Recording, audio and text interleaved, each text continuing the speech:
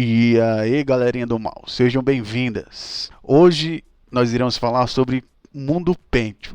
Como eu falei na aula anterior, a gente iria entrar agora na parte um pouco mais técnica, em questão de hardware. Então, sem mais delongas, vamos lá. Antes de tudo, eu vou fazer um apanhado geral sobre o Pentium para a gente ir para a próxima parte. Então, vamos falar primeiro do Pentium.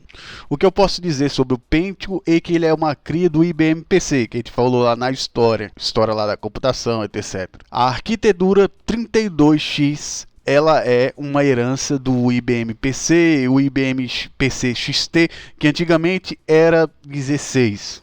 O que você pode entender sobre essa questão de arquitetura? A arquitetura ela muda, como eu já falei anteriormente, o modo como esses dados eles vão ser distribuídos. Se nós temos 16 bits para distribuir, é uma coisa. Se a gente tem 32 bits, um conjunto de dados de 32 bits, a gente tem o dobro. Então aqui podemos dizer que tem um dobro de dados que podem ser jogados dentro de um ciclo. Então essa é a ideia básica.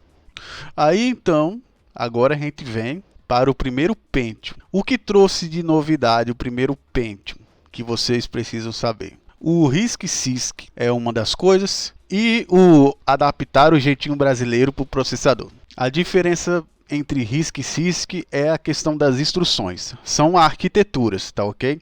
São tipos de arquiteturas. Aqui a gente falou sobre a arquitetura 32X e agora a gente está falando sobre as modalidades de como ela executa as instruções. A CISC é mais antiga, é um monte de instrução, ou seja, é muito mais instruções, só que carregam mais lentamente possível, e o RISC são instruções mais concisas. Então a ideia de existir um RISC é que diminuam as instruções, ela tem menos instruções, mas ela consegue ser mais rápida. Muitas vezes o CISC tinha instruções que não adiantava muita coisa existir elas, só estava lá só, não eram tão úteis. Aí fizeram uma arquitetura um pouco mais concisa, que é o RISC.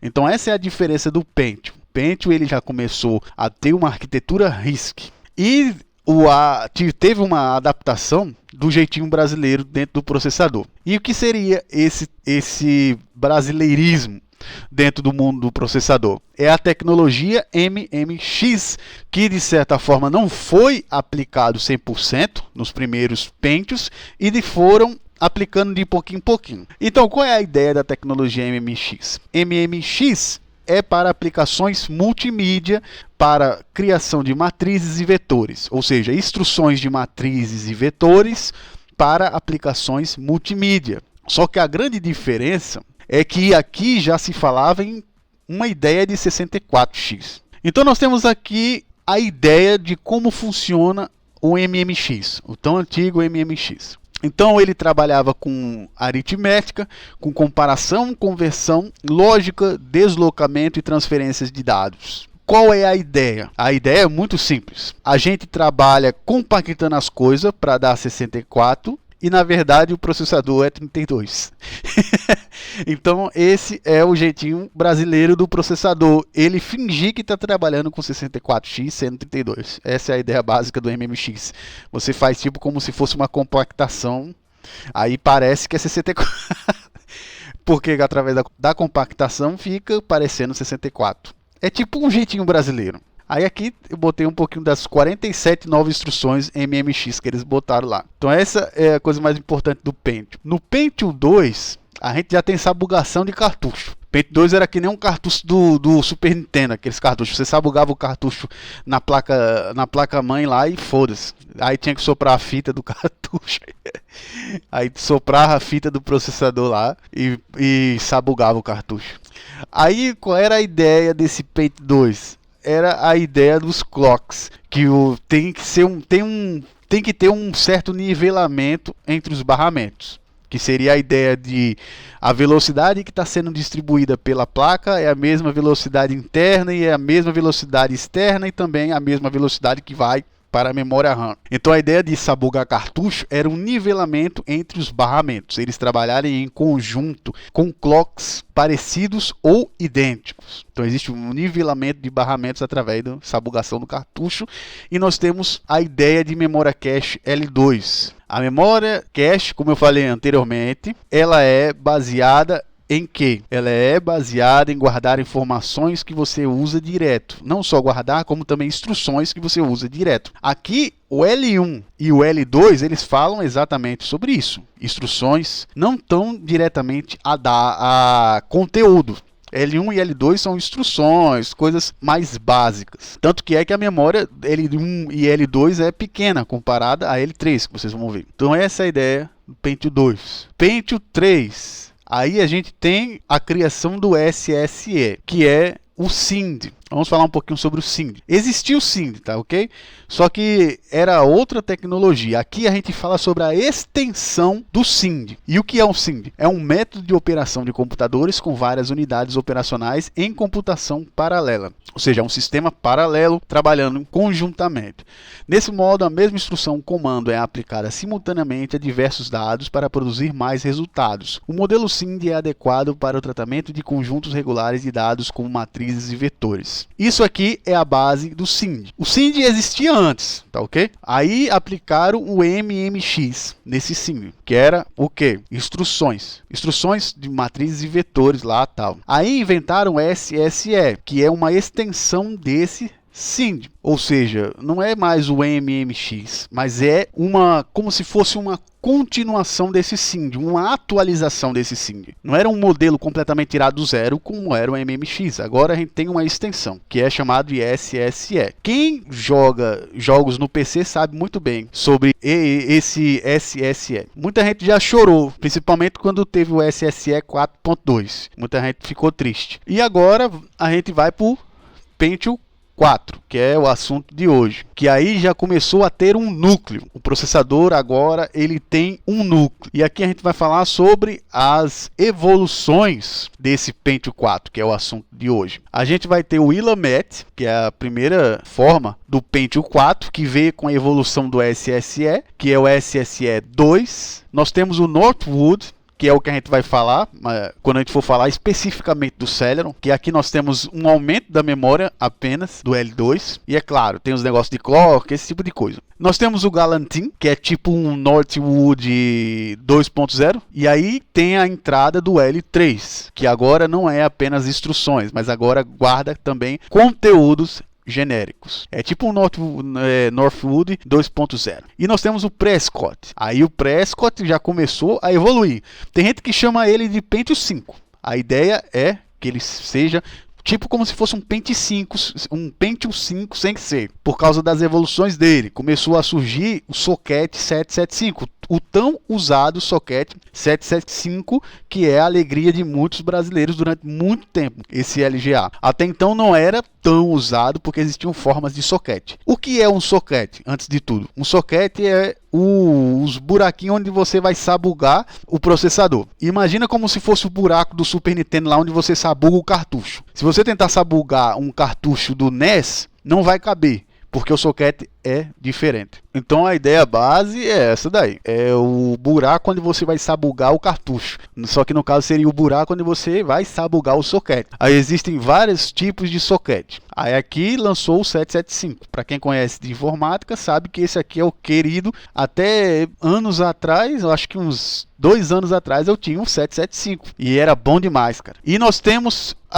o ruim do Prescott. O ruim do Prescott é que ele tinha um overclock overpower. Era quase um AMD, porque os AMD tinha esse negócio de clock fudido. Mas só que esse daqui, ele, mano, não tinha condição não, mano. Ele tinha, enquanto hoje em dia a gente vê, a gente chega a 4 GB de clock, beleza, em vários núcleos. Essa porra tinha 8 GHz, 8 GHz de clock. Pra época, isso daí era tipo, puta que pariu, caralho. E o processador, ele queimava, obviamente, porque nem hoje em dia a gente faz isso. Imagina naquela época, o cara botar 8 GB. Ele fritava fritava, literalmente ele fritava dentro do PC. Aí foi por isso que eles abandonaram esse Prescott aí, porque não tinha condição. Que adianta fazer um processador veloz se ele não...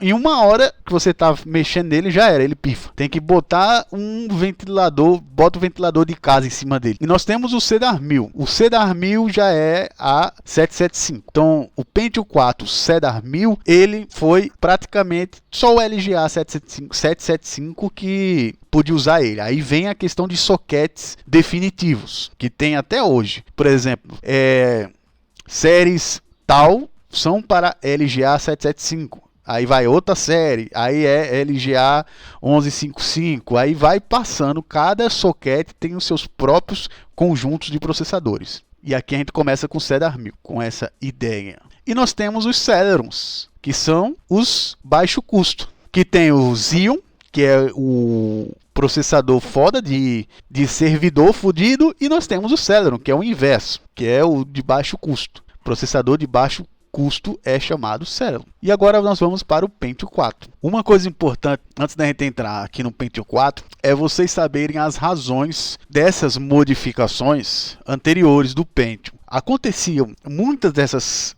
mudanças, elas aconteciam porque a Intel estava brigando com a AMD, elas eram concorrentes. Então a AMD lançava uma tecnologia nova, eles tinham que ver um jeito de tentar competir com ela. Então geralmente essas mudanças, principalmente no Pentium 4, elas eram feitas por causa da guerra entre a AMD e Intel. E a AMD sempre foi aquele processador lascado, que bota uma performance de outro mundo. E a Intel, ela sempre foi um pouco mais de equilíbrio, vamos dizer assim. Então, era isso. As duas se destacam muito por causa disso. Uma por causa da performance e a outra por causa de uma performance mais equilibrada, vamos dizer assim. Mas hoje em dia já se mudou muito essa ideia. Hoje em dia está parecendo quase a mesma coisa. Então vamos lá, Pentium 4. E lembrando que esse aqui que eu estou falando é um modelo antigo, é um Pentium 4 modelo antigo, anterior ao Northwood, tá ok? Bom vocês terem isso em mente. A litografia, toda vez que eu falar sobre litografia, eu estou falando sobre a tecnologia em questão de nanômetros, além da integração dessa tecnologia, tá ok? Então a tecnologia usada no Pentium 4 era de 130 nanômetros. A tecnologia e o agrupamento de semicondutores. Eu já falei anteriormente sobre os semicondutores exatamente para poder falar sobre a litografia. Então a ideia da tecnologia é diminuir o espaço em questão nanométrica para que os semicondutores eles sejam maiores em questão de desempenho, tá ok? Não em questão de tamanho, porque se for em tamanho aí essa não é a intenção. A intenção é diminuir os semicondutores eles serem mais agrupados e diminuírem para dar mais performance. Então aqui nós temos a litografia. Núcleos a gente sabe que só tem um. Pentium 4 só tinha um núcleo. Ainda não tinha inventado essa ideia de multicore. Clock, já falei sobre o que é o clock. Ele tinha 2.80. Olha a diferença desse Pentium 4 para o Pentium 4 Prescott, que era 8 GHz. Gigahertz. Aqui a gente está falando sobre... No futuro a gente vai falar sobre isso, tá certo? Agora não adianta a gente entrar nessa modalidade de hertz, de giga, de mega e bytes, tá ok? A gente vai entrar aí. O que importa você saber aqui é que ele tem 2.8 GHz. Essa é a ideia. Por enquanto vai ficar nisso porque a gente vai entrar mais para frente sobre essa questão. A cache dele era L2, 512 KB. Como eu já disse, L1 e L2 de memória cache é só apenas para endereçamentos básicos e algumas instruções. Não é algo tão grande quanto o L3. Barramento. Esse aqui é o clock externo ligado ao clock da placa. O que significa essa porra desse barramento? Significa que além do processador estar trabalhando numa velocidade, a placa também tem a sua velocidade, porque existe algo chamado barramento. Esse barramento ele tem sua velocidade própria. É a mesma coisa de você botar uma caixa d'água e um cano. A caixa d'água tem a sua velocidade lá dentro. Imagine como se a caixa d'água tivesse velocidade. Aí ela está lá trabalhando, só que para ela chegar dentro da placa tem que ter um cano. E a gente trabalha na velocidade do cano. Não trabalha mais na velocidade lá da caixa. Então essa integração entre o clock externo e o clock interno é o que a gente chama de barramento. Isso dá para dar uma zoeira fodida no processador, porque tem um processador que tem um clock. Aí o clock externo dele é outro e aí vai dar problema porque o barramento é diferente. Aí até a placa, você tem que olhar a velocidade de barramento da placa e também os clocks para saber se é compatível também, porque senão dá um gargalo da miséria. Pode ser o processador que for que não vai distribuir, mano. Então é isso, o barramento é essa questão. Aí ele tinha 533 MHz, só para você ter uma ideia. Então a gente tem o clock, ele trabalha internamente com 2.8, mas o barramento era 533. Então aí tem a diferença. E o design térmico. Isso aqui é uma das coisas mais importantes. O VID e o design térmico são uma das coisas mais importantes sobre a questão de processadores. Porque aqui está dizendo o que é o normal de se esperar quando esse processador estiver usando a sua capacidade máxima. É assim que você precisa ler o design térmico, ou também conhecido como TDP. O que a gente pode se esperar de um processador em estresse máximo? Aí aqui está dizendo 68.4 watts. Esse aqui é ele na potência fodida dele, trabalhando, ele vai chegar a isso. Aí se você quiser saber em questão de amperagem, quanto isso é em questão de amperagem, você precisa tirar a tensão. Aí você bota a tensão com os watts, para aí vai dar diretamente a amperagem. Mas isso não é assunto da aula, certo? O que você precisa saber é que existem processadores que têm uma taxa máxima. E para que serve essa porra de você saber isso daí? É porque isso vai ser dissipado em calor, caceta. Isso vai ser dissipado em calor, por isso que é importante você saber isso, porque aí você sabe qual vai ser o dissipador mais adequado para aquele processador. Entendeu? Entendeu a lógica? Se você sabe, por exemplo, quanto é que ele vai esquentar, você sabe qual é o dissipador mais adequado. Então isso aqui é uma informação extremamente importante. Outra informação importante, mas essa aqui é mais importante para o técnico. O VID, ele é a tensão que vai para o processador. Ele vai estar dentro dos MOSFETs de baixo. Isso aqui já é um pouco mais técnico, tá ok? Mas a questão é que vai estar lá dentro dos MOSFETs essa voltagem. O que ele está querendo dizer? O VID é isso, a voltagem média que vai para o processador. Aí tem que ter lá 1,75 volts. Se não tiver 1,75 volts, alguma coisa está errada. Não está chegando a voltagem adequada que aquele processador trabalha. Então isso aqui é uma informação boa para técnicos. Aí nós temos o socket, a sabugação dele é 478. Como eu disse, esse aqui é antigo. Esse processador aqui, ele é antigo. Ele não é 775. Aqui a sabugação dele é o PPGA 478. E o T-Case. Por que o T-Case ele é importante? Porque aqui fala sobre o todo, tá ok? Então no caso, o que ele está querendo dizer aqui? Ele está dizendo que num todo, dentro desse projeto, dentro do computador, não pode ter mais de 76 graus Celsius. Se dentro desse computador tiver mais de 76 graus Celsius, vai dar zoeira. Então é isso que serve o T-Case, que é a memória, não é nem a memória, vamos dizer que é o ambiente. O ambiente que esse processador trabalha não pode ser maior de 76 graus. Lembrando que existem várias coisas esquentando lá, porque são componentes eletrônicos, tá ok? Então é normal componentes eletrônicos eles darem uma esquentadinha. E inclusive imagine vários componentes eletrônicos, que é no caso a placa-mãe.